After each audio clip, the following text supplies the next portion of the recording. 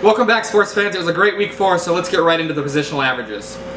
The quarterback scored 15.52 points. Running back scored 13.42 points. Wide receivers scored 9.87 points. Tight end scored 9.79 points. Kicker scored 9.19 points. And the defenses scored 6.77 points. This week was dominated by the running backs, which can be seen not only by the positional averages, but by the top scorers, Todd Gurley and Le'Veon Bell, who both scored 34 points this week. Let's get into what happened in our league this week. First matchup of the week is between the Dancing Lobsters and Trump's Decision Board.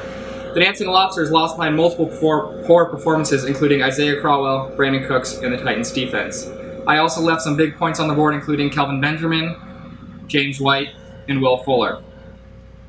Eric won behind strong performances of the Seattle defense and Dak Prescott, but this week may be a loss for him as Dalvin Cook went down with a non-contact knee injury. The second matchup of the week was between the Scouting Puppies and the Brady Bunch. There were strong performances by both teams. However, Tiff lost this game behind a few poor performers and an early injury to Ty Montgomery.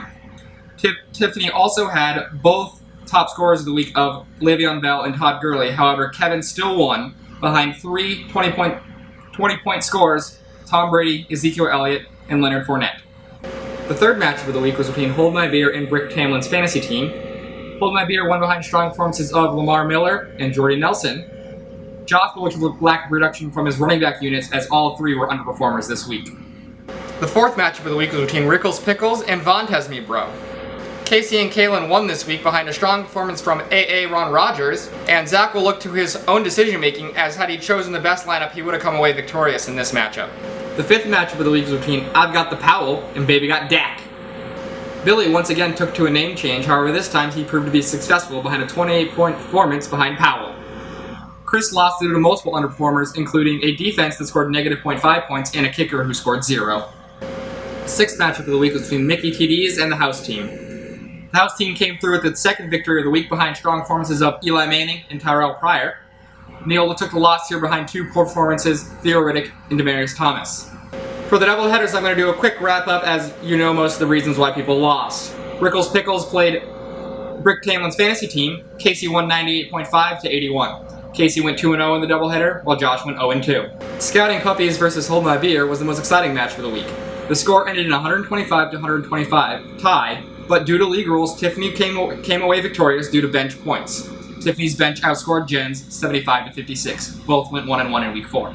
I've Got the Powell played Vontez Me Bro. Billy won 112 to 80. Billy went 2-0, while Zach went 0-2 in week 4. The house team played the Brady Bunch. Kevin won 133.5 to 101. Kevin went 0-2, while the house team went 1-1. The Dancing Lobsters played Mickey TDs. Neil won 98.5 to 66. Neil went 1-1, where I went 0-2. The final matchup of the week was between Trump's Decision Board and Baby Got Dak. Eric won 115.5 to 65.5. Eric went 2-0, and he is still undefeated for the year, while Chris went 0-2. Thumbs up of the week goes to the doubleheaders, as it has really caused some movement and has put everyone back into contention for the playoffs. Thumbs down of the week goes to injuries, as multiple starting running backs were hurt in week 4. However, this does cause some interesting pickups for the waiver wire. I'd also like to take this time to offer up Isaiah Crowell from my team to anyone that's interested in a running back.